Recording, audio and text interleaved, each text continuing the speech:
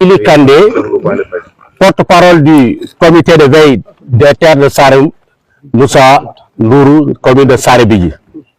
Mesdames, mademoiselles, messieurs, nous voici pour une énième fois devant vous pour vous parler du foncier de Saré-Bigui. Comme un peu partout à l'intérieur du pays, les dérives foncières prennent des proportions inquiétantes dans notre localité. C'est toujours les populations vulnérables qui en font les frais.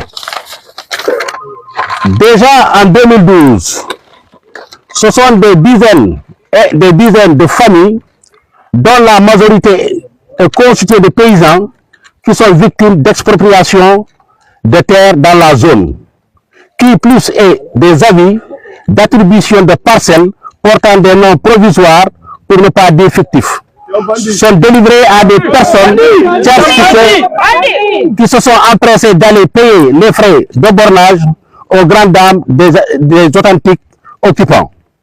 Pire encore, ces derniers sont traînés à la police, à la gendarmerie, voire au tribunal en cas de contestation, ou des résistants face à cette forme d'expropriation légendaire.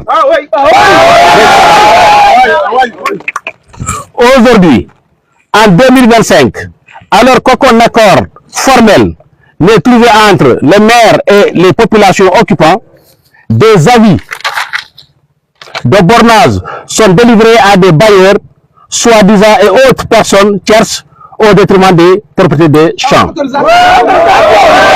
et des vergers.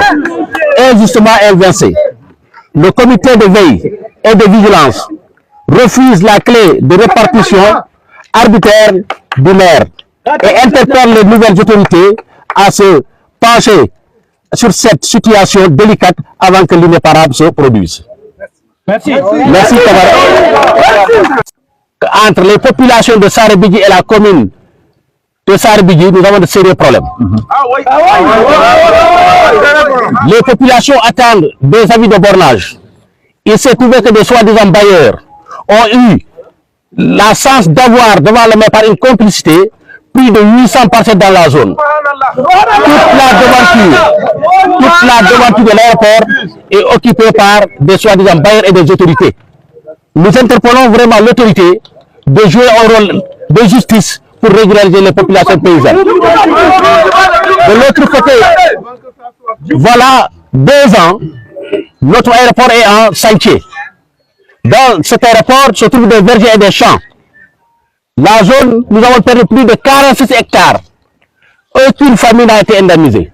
Donc, nous interpellons l'État à indemniser ces familles-là. Et nous demandons des hérits pour le foncier de Saré-Bigui. Sinon, en tout cas, l'irréparable risquera d'arriver à Saré-Bigui. Des catastrophes risquent d'arriver à Saré-Bigui. Donc, voilà pourquoi ces populations se sont mobilisées pour crier et parler aux nouvelles autorités.